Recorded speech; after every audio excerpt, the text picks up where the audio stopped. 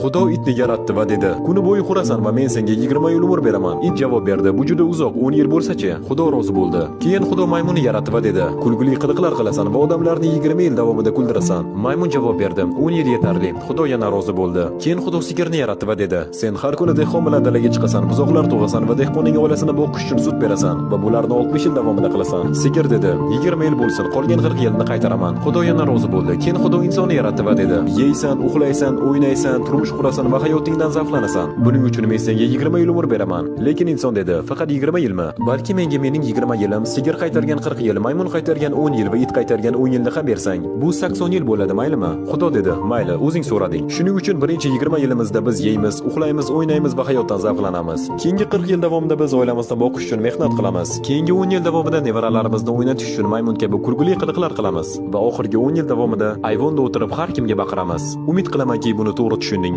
Kommentariyada bitta 100 raqam emojisini qoldirib keting. Va obuna bo'lish esdan chiqmasin.